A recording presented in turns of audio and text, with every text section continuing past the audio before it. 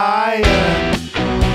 The news is on the way, it'll lead you through the woods of the ever-changing games we play.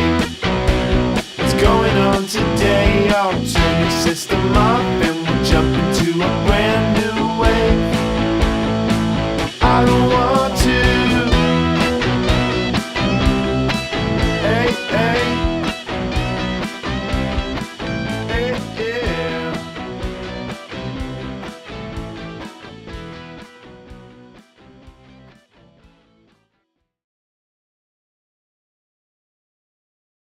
Go. Booyah. Hello, ladies and gentlemen. Welcome back to the Iron Sentinels podcast. I am your host, Anthony Monjor, the owner of Iron Sentinels LLC. Today, I have with me once again Tim Morris, the CSGO G1 captain. What's up, Tim? Say hi. Hello. And with him, once again, back on the podcast, we have Jared from the G1 CSGO team as well. What's up, Jared? Hey man, how's it going? It's going great. Tim, bring us our first topic. We're going to jump right on in. Okay, so Star Wars Battlefront has now sold 12 million copies in the first 2 months. Oh my god. Is apparently anyone surprised? It is breaking, the movie broke box office records, and despite the massive amounts of hate from people for the game, it sold an insane amount of copies. I don't know, me personally, I like the game. I think the game's good. It's a casual game. It's something I come to every now and then when I'm like watching Netflix or something. I'll just, have it in the background and play Battlefront. Like, it's just a casual game. Or I'm listening to a podcast. I think the movie release really probably bumped its sales some more because I know personally, every time I see the movie, which by the way, I have seen it 3 times now. Every time I see the movie, I come home and I'm like, dude, I gotta play some Battlefront. Like, it just gets you hyped for the game. Then you have to go play it, and if you don't own it, you gotta go buy it, which sells more copies. Do you have it, Jared? I do not have the game. I played the beta. Oh, okay. Did you like the beta? I mean, besides being owned on Walker, saw it as Rebels every time. Oh, sure, no. Yeah. Oh, For the whole no. balancing. It wasn't that bad. I won probably like 10 times as Rebels. Like, I won more as Rebels than I did as Stormtroopers.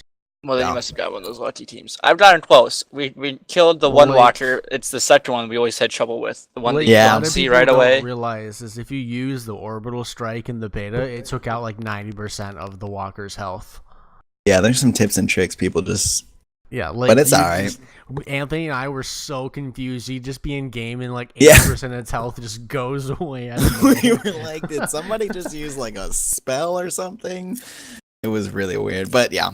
Alright. Well, yeah, we knew Battlefront was gonna sell well. I mean, it's Star Wars. Nobody's surprised. I said myself before the game came out, I'm like, it doesn't matter if this is the worst Star Wars game ever made, it's still gonna sell a lot.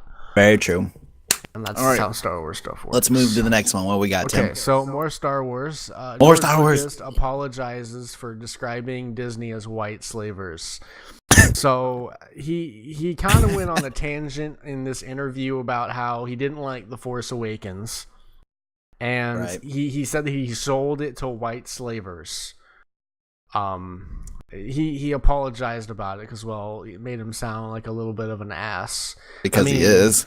I mean, I'm sorry, but he's wiping his tears with the like $4 billion. Like, I'm sorry, but they paid him so well for Star Wars. I know, it's not like he got like ripped off or anything. He got $4 billion. That's more than what he was gonna. Let me just shed a tear while he's driving away in his like gold-plated Bugatti. Like, whatever, George Lucas. Like, shut up. Like, you're so stupid. I hate George Lucas. He is. I don't know. I feel like at this point in his career, he's just like an attention whore. He just does things and he just wants the attention. Mean, but I feel like if he died like right after he sold the rights or whatever, like people would just be happier. Oh my gosh, Tim, that's cruel. That's cruel. Mean. It sounds mean, but it's the way he's acting. It probably is true. I mean, I'm not gonna say you're wrong. Like, I'm not trying to be mean or anything. It's just the dude's crying over like spilled milk. It's like, you got $4 billion. and you are the one who sold your own franchise to somebody.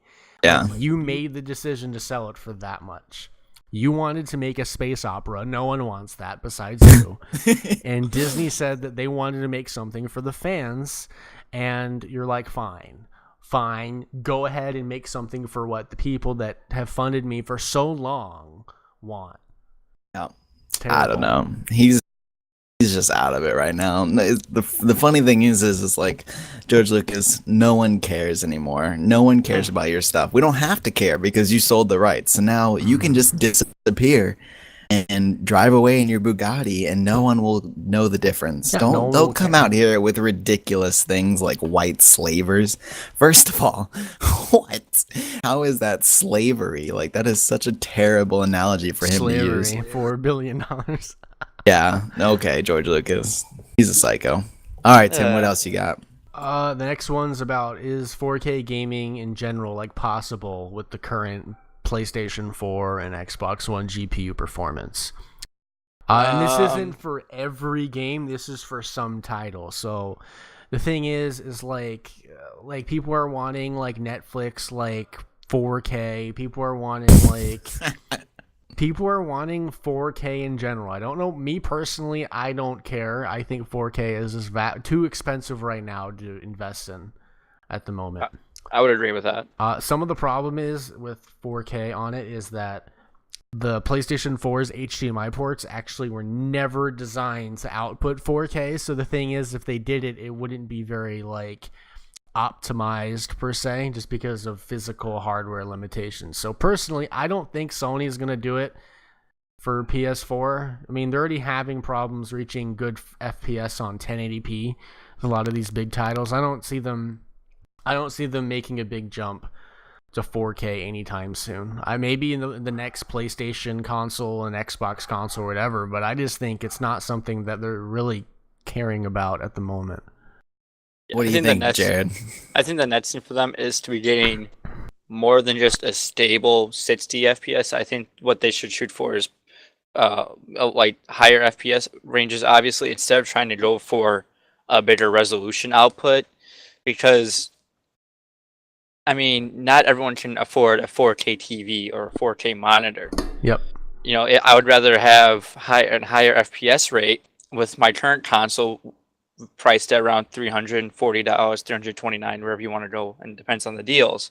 I'd rather go with that with a better FPS than trying and possibly paying more just to get a 4K resolution certified console. Yeah. Right. I agree. And plus, really, I mean, 4K is beautiful and all, but like if you think 4K monitors are expensive, 4K TVs are out of control. So if you want to have a TV to play your 4K PlayStation game on, you better be a rich person. This is kind of funny. Me and Tim were actually doing a little research so we were talking about 4K and 144 hertz. There's actually not a monitor out there that is an actual 4K 4K gaming monitor we found. The closest we can get is 1440. Yeah, there you go. Like 4K There's not the monitors that stable. yeah. There's nothing to buy. Well, really. think, Go ahead, Tim. Go ahead. I would say the main problem with I just think that if Sony does it, they want to make it the standard. They don't want to just have some of their games at 4K, because what if someone doesn't have a 4K TV, and let's say, like, what are they going to do? Are there going to release two different options for people to play? Or they're going to be the 4K game and then the one that's in 1080p?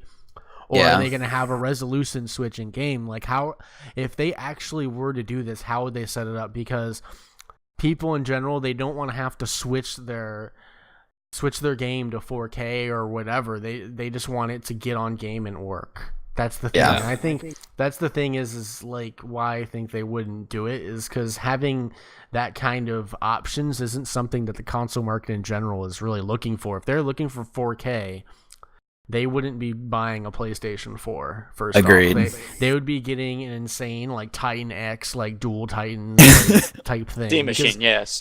If you want something like of that performance to get good FPS in 4K, you're spending a lot of cash on it.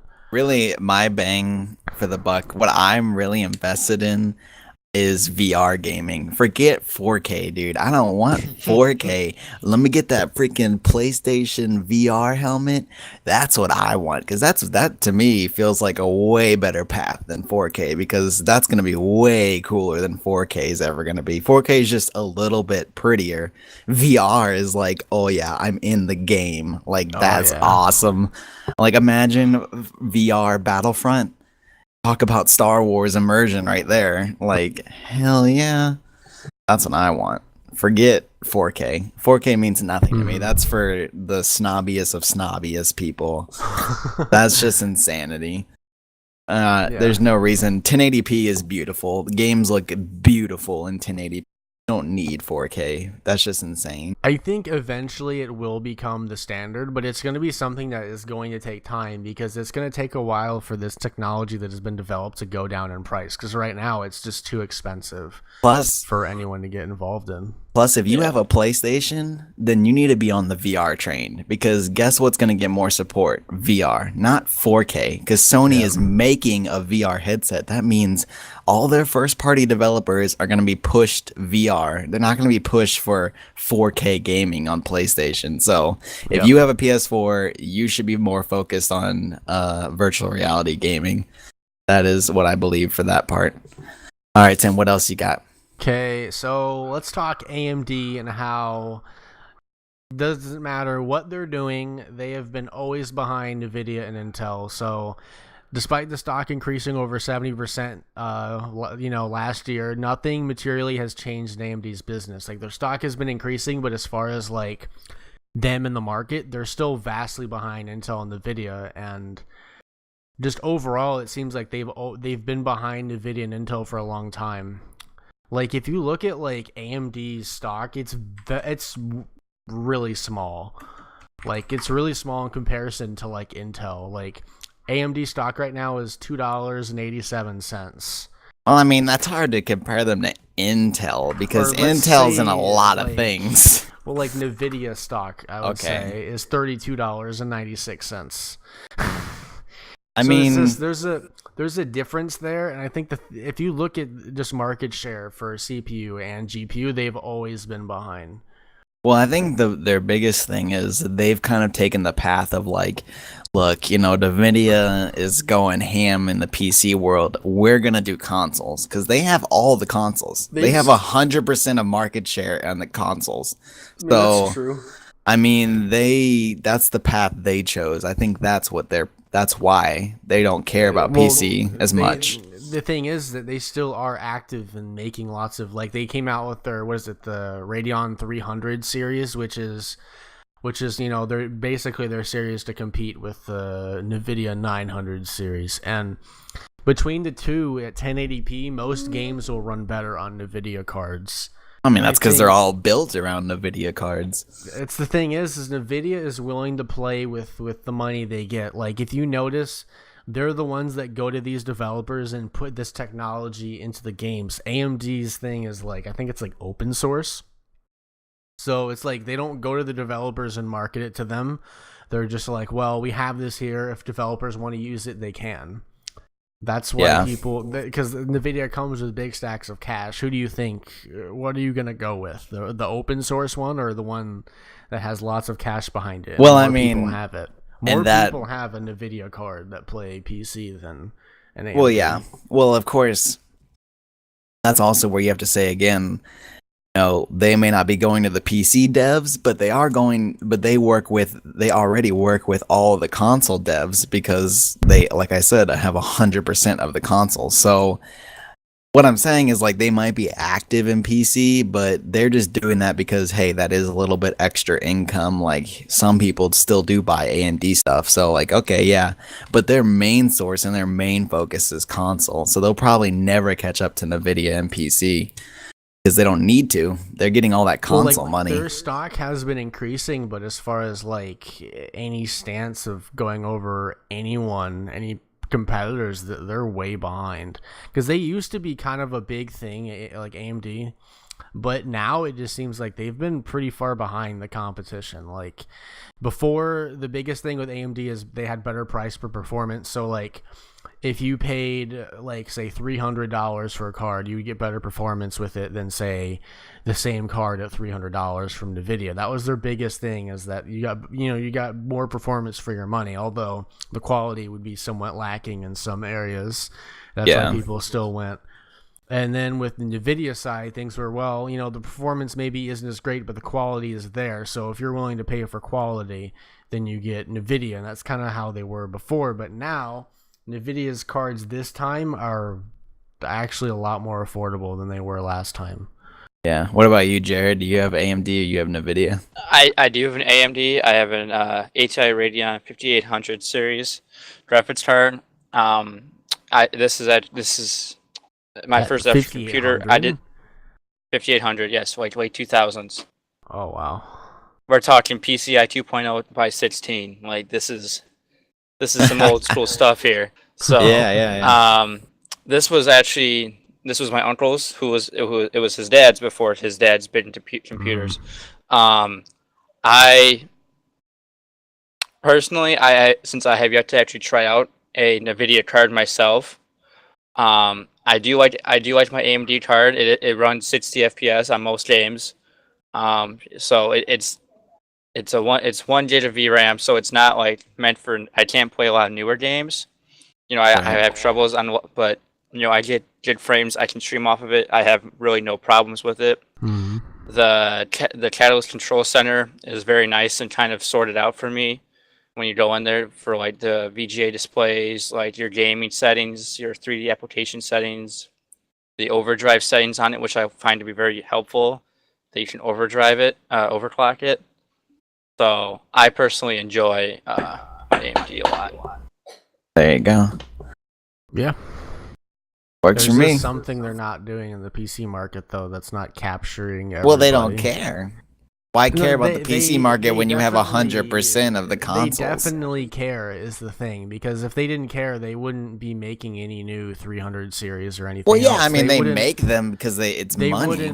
They wouldn't be going with things like Battlefield, for example. Like Battlefield, if you start a Battlefield, it'll say AMD and stuff on it. Like they definitely are interested in getting that market, because there is definitely a lot of money. It's as they have been struggling. Well, I mean, they may be interested in being in the market, but I don't know if they're really interested in taking over the market.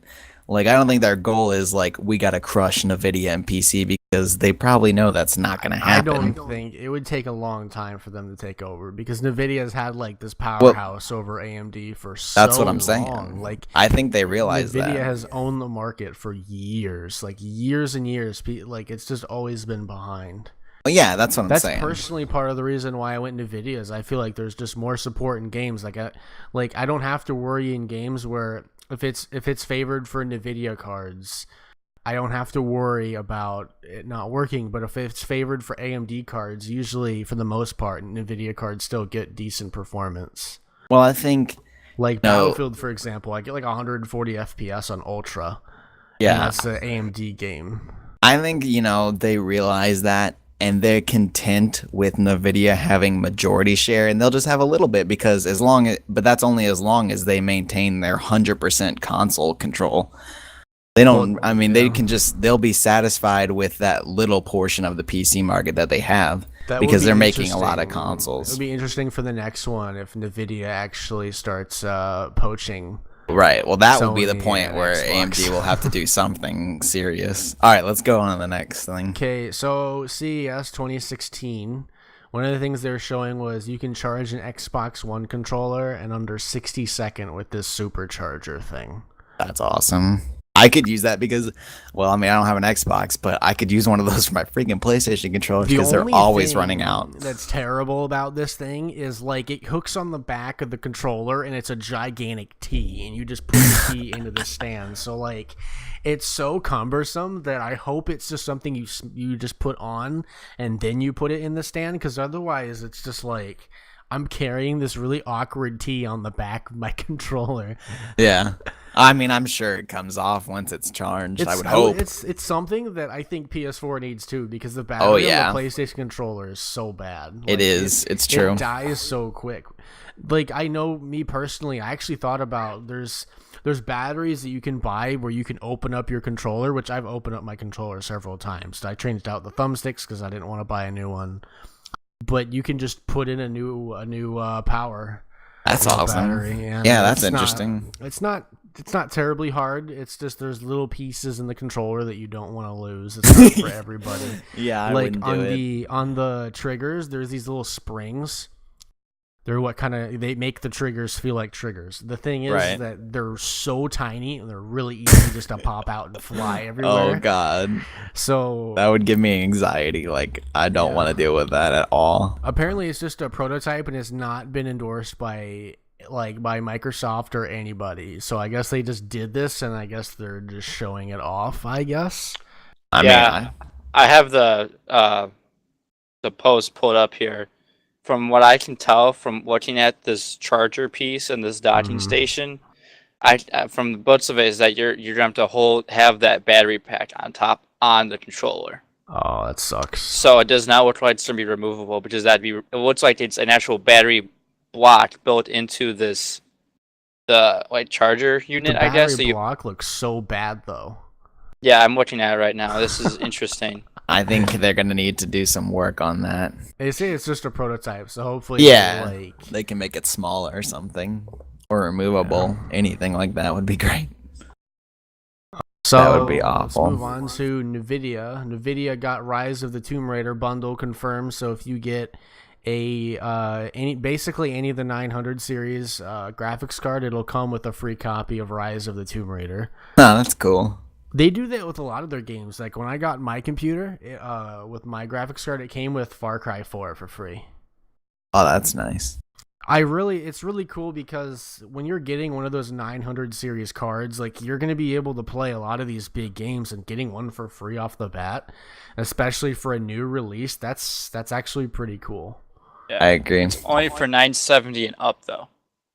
Oh, is it 970, 980, or 980 Ti? Oh yeah, they got to make a profit, you know. They got to get the big ones, the ones where you spend all the Momo. It is one of those things though that makes people like buy NVIDIA. Those are like, you know, you get. Oh yeah, bundles are great. NVIDIA is willing to go out there and put the money to these developers to do things, and that's why me personally, that's why I go with NVIDIA, is because I don't have to worry about support in games being completely terrible with NVIDIA, because they're always like, you see NVIDIA GameWorks and a lot of stuff now, you like just they go out there and actually seek out the developers. That's what I like about them.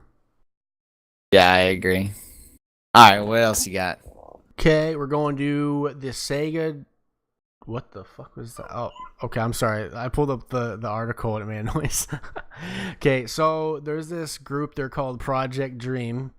And they are making, well, they're not making it. This is a weird story. So, okay, they are a company that is trying to crowdfund, basically them going to Sega and asking them to make the Sega Dreamcast 2.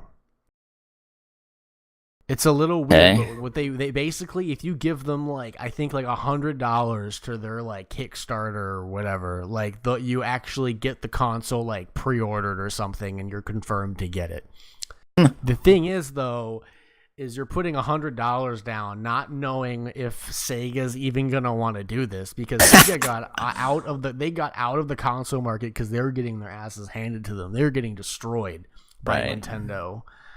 Like, they were getting wrecked, and they went out of it and became a game developer, and they only really make games now. So I don't think Sega, I'm not sure if Sega would go for it. I don't think it's a high chance. I wouldn't. I mean, well, like, the consoles are just, the market is way too flooded. There's no way. It's already established. Like, there's an established market. What were you gonna say, Jared? I just pulled it up. I pulled up the petition towards Sega. It currently has 25,784 supporters, on its way to 3,500, and on its way to 35,000. I mean, that's impressive, but they're not gonna care. Yeah, I'm gonna be 35,000 is not uh, enough. If it was like, a million, 2, 3, maybe they would start looking at it. But I Yeah. just think it's not enough traction. no, you gotta think like, The only people, go ahead. oh, okay, you gotta think like, they're gonna to jump into the console market. You're gonna have to compete with the PS4. You're gonna compete with Xbox One, the Nintendo X or whatever the crap that thing is, the Steam console, whatever that is. Yeah, with Alienware, their bundle Yeah. or whatever. Yeah, and Nvidia Shield, I think, is something. There's too much crap now. Like, you can't. There's no way Sega would want to sink that kind of investment in, especially like you said, 35,000 people. That's not enough. You need to sell millions of consoles, not 35,000 consoles. That's nothing. Yeah, I think that what they're trying to go for is trying to get the older generation back into Sega and back into the games that they grew up with a child. So it's saying that you'll be able to play Dreamcast games and also have the ability to connect online to a Dreamcast Classic store to purchase and download classic Dreamcast titles. So I think what they're trying to do is I think they're trying to bring in all those kids and all those people that grew up on the Dreamcast and loved Sega, because they were one of the first consoles on the market. They were kind of the powerhouse for a very long time back in the early 70s and 80s. So I think that they're trying to bring that back and trying to bring kind of their childhood back. I think that's where they're trying to go with that. I don't know if people really want that though. Nostalgia is an addictive drug, but when you actually go back and play old games that you thought were amazing, it's often not. The game mechanics and the design. Not this doesn't apply to all old games, but in most old games, when you go back, you're like, oh my god, this is what I thought was amazing. Like, I went back and played Battlefront 2, and I was bored out of my mind. Like, it was so repetitive, so linear, so basic in mechanics that it was shocking. Because you remember it as being like this epic, like, oh yeah, space battles and crazy stuff. But when you do it, it's just not there anymore. So, that's a good selling tactic, but in reality, it usually doesn't amount to much. Okay, But let's go on to the next topic, I guess. yeah, let's do it. So, someone hacked the PS4. Not like a bad hack. Like, they basically were able to install Linux on a PS4. All right. It's using a really old PlayStation 4 firmware though. It's using like 1.76, and they just released like 3 point something. Yeah. But with those people using that hack, they were able to get it was Pokemon PlayStation version. The one that was on like the PS1 or something, working on it. Why? So like I don't know, a lot of these people, like, they had like They're just bored. They had Linux support on the original PS3 before Sony took it out, just because people were able to like rip games and stuff, and it was just too much of a liability to take the chance with it. I wouldn't first of all, I wouldn't hack any Sony product in just period, because Sony is not a fan of that kind of stuff. Second of all, why would you risk all the trouble that you have to go through to hack something and break something just to play Pokemon from PS1? Are you joking? Like, no, that's insane. Yeah.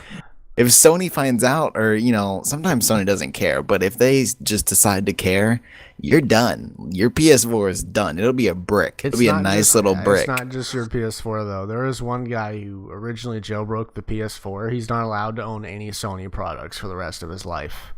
Yeah, exactly. You don't want to mess with those kind of things, and especially just to play some PS1 Pokemon that you can probably just Google and get an emulator for on your PC.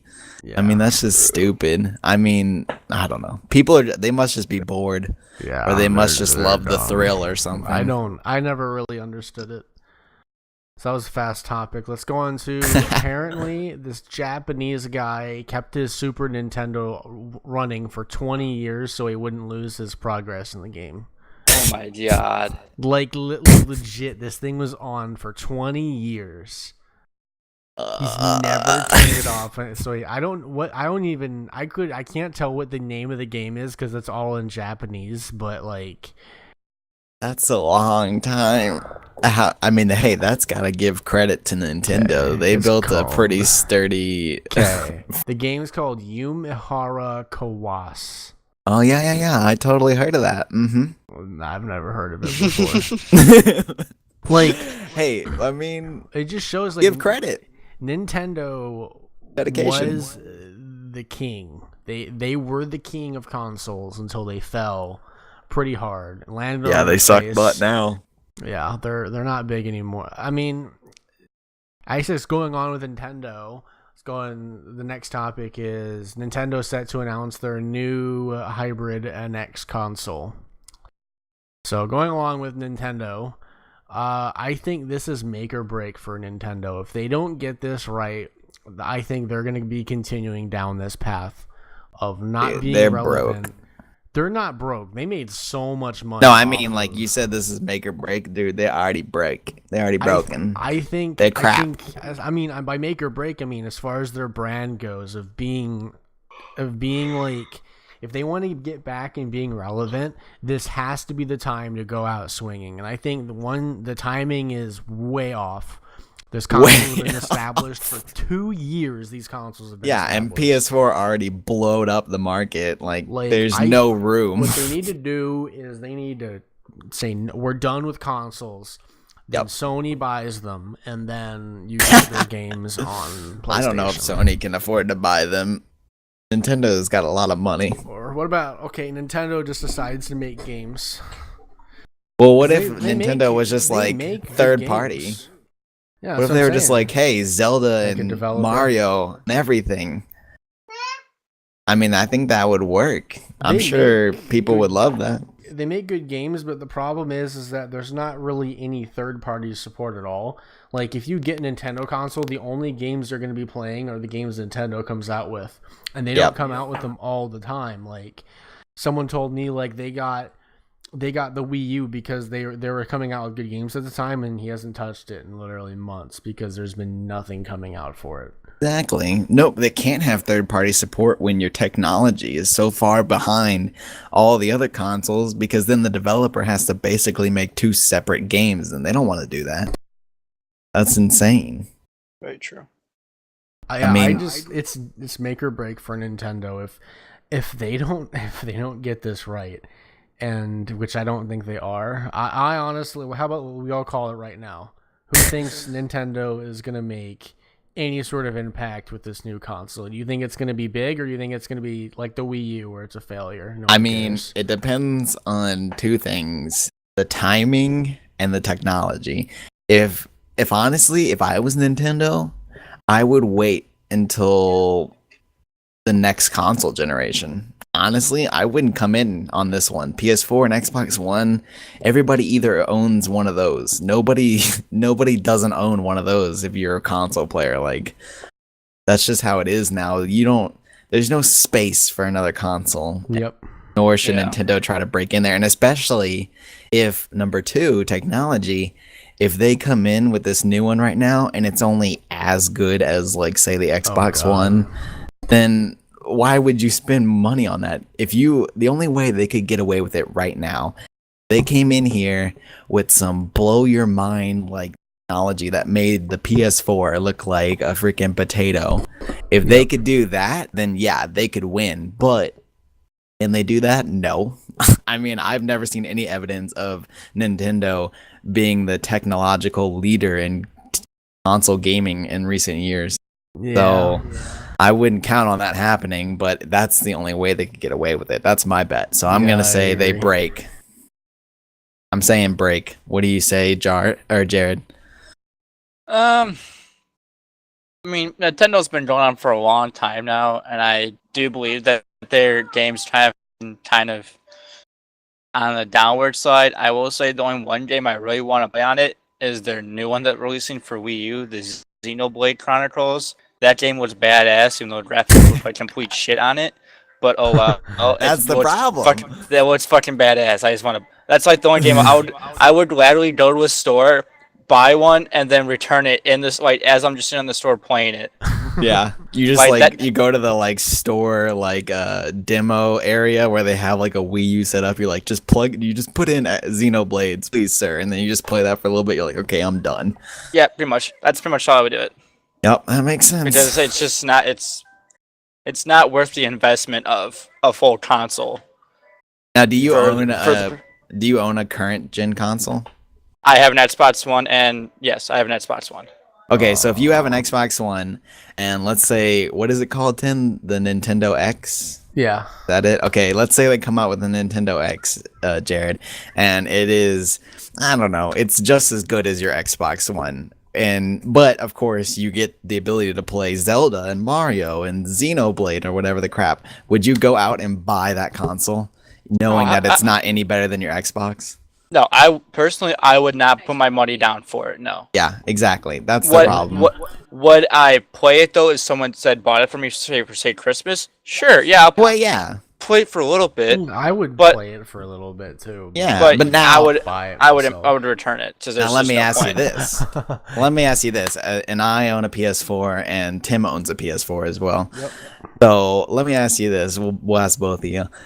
If they came out with a Nintendo X and you know they were like, here it is, here they're at E3, here's the freaking thing, and it's got third-party support and it blows. I mean, let's just say it has 4K gaming. We'll say that. We'll say it's a 4K gaming machine that makes like the freaking NVIDIA 900 series look like potatoes. I mean, would you then would you go out and buy it and ditch your other console?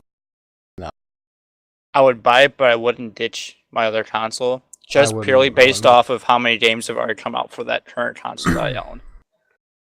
I would not put my money.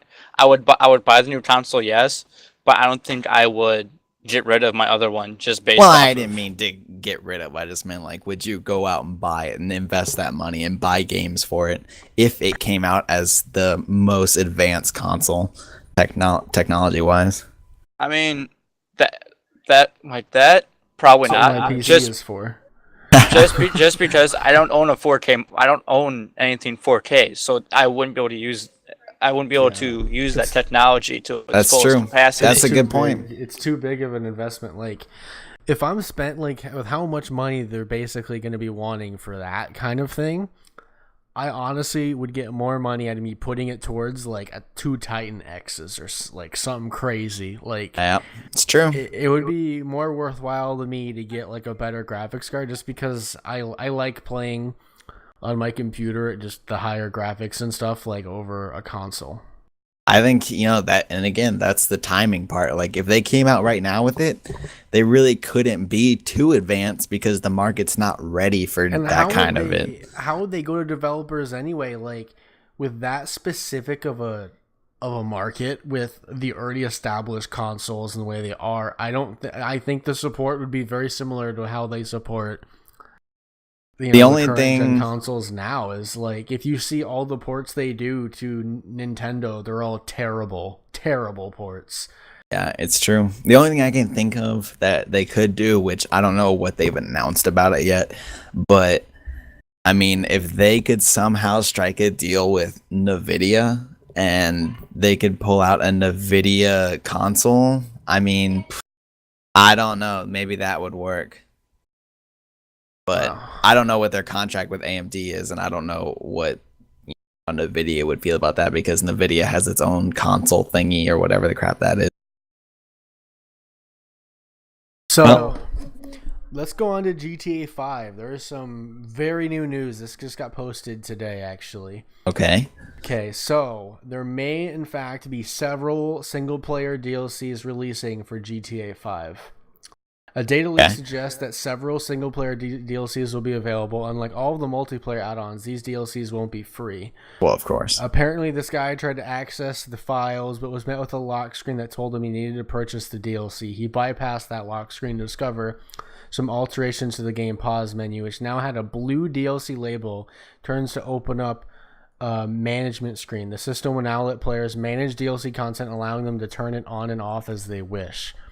And along with that, some guy went ahead and said on like NeoGAF saying that there's going to be a single player DLC. So a lot of people just think in general it's going to happen. I mean, even Rockstar on Twitter, like they went ahead and tweeted, "What do you think about single player DLC for GTA 5?" I mean, No. I think it's a possibility, but I think I feel like they're know. trying to milk that game way too much. Like that game is, I mean, it's a good game, but if we actually look at it, that game is really old. I'm just saying right now, if they released a single player DLC and if it looked just as good as the original story, I would buy it. I'm just saying, I would. I mean, I wouldn't buy it. Yeah, I couldn't do it. I'm tired of that game and I want Rockstar to move on to something else because I feel like they're being lazy in the fact that they're just milking the hell out of GTA 5. Oh yeah, And it's unnecessary at this point. I'm like, come on, Rockstar, like you haven't done anything else since GTA. And I need you to do something else. Like you're a great developer, like one of the best developers. It was a good game. It is a good game, but just Rockstar has so much ability and they're wasting it on this endless GTA 5 crap that, I mean, it's cool, but still, I want Red Dead Redemption 2. God damn it, give me Red Dead Redemption 2, please. What do you think, Jared? You play GTA 5? I mean, I have the game. I played it for a little bit for the online, just to kind of see how an open sandbox online would feel on a console.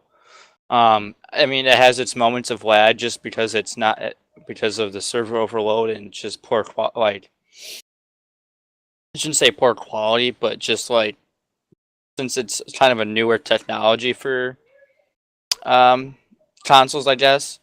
So it was like it had its moments when it was kind of like the area around you wouldn't load up very well or took a while to load. So. I mean, it was fun to play, but like Anthony said, like you said, like this game has been around for almost 10 years now, if not more.